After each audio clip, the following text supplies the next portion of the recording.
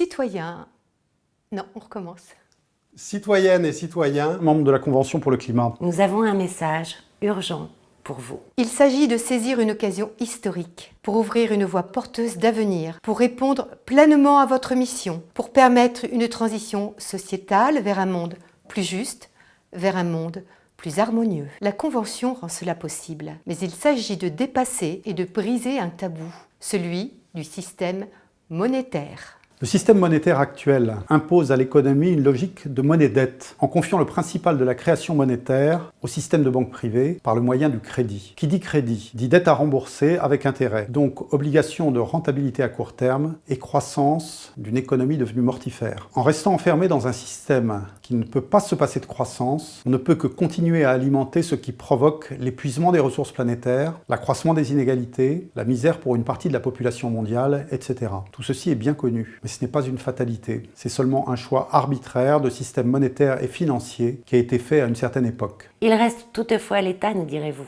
car lui peut financer par la fiscalité et l'emprunt des projets bénéfiques socialement et écologiquement, mais non rentables à court terme, sans doute. Mais aujourd'hui, les États coupent eux-mêmes leur budget pour réduire les déficits et la dette. Cela est dû au fait qu'eux-mêmes doivent obéir aux impératifs de la monnaie-dette. Dans un tel contexte, peut-on s'attendre à un soutien efficace de ce côté? faut-il rester à l'intérieur du cadre économique et financier actuel, reconnu responsable des problèmes qu'on vous demande de résoudre? Pensez-vous vraiment que cette convention parvienne à des solutions répondant à l'immense problème écologique, climatique et social qui est le nôtre? Rester dans ce cadre, ne serait-ce pas se résigner à un impact marginal? Ne serait-ce pas continuer à servir le même système et ses injustices? Voilà une très bonne nouvelle. Au lieu de rester un problème majeur, le système monétaire peut devenir une clé. Car la monnaie est aujourd'hui créée par des règles purement humaines.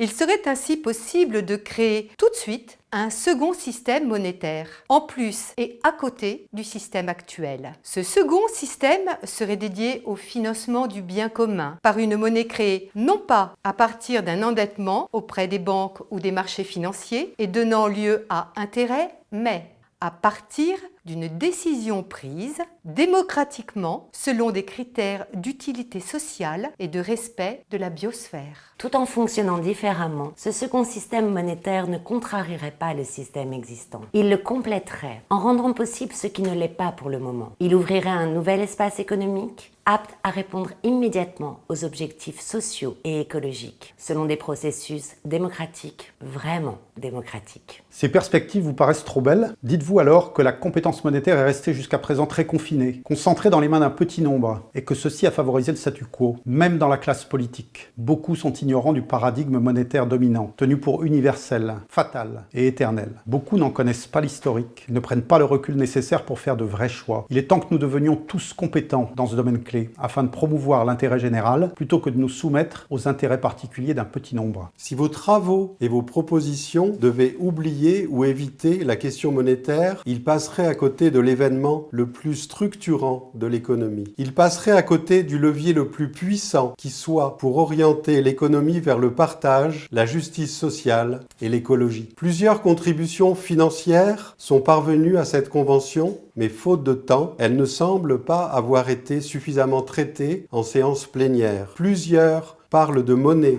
mais la séance du 9 février sur les financements n'a pas du tout abordé ce sujet. Alors, nous vous faisons deux propositions. La première, nous vous proposons d'inviter Philippe de Ruder à une audition. Il est l'auteur d'une contribution déposée le 28 octobre 2019, dont le titre est « Une monnaie nationale complémentaire pour financer la transition écologique solidaire », portée par l'organisation cyberacteurs.org. La deuxième, nous vous proposons d'exiger que soit mené immédiatement un travail citoyen et démocratique sur le système monétaire. Nous sommes à votre disposition pour faciliter tout cela et agir sans délai. Merci pour votre engagement et pour votre travail. Cette convention peut marquer un tournant historique. Ne laissons pas passer cette opportunité. Merci. Merci. Merci. Merci.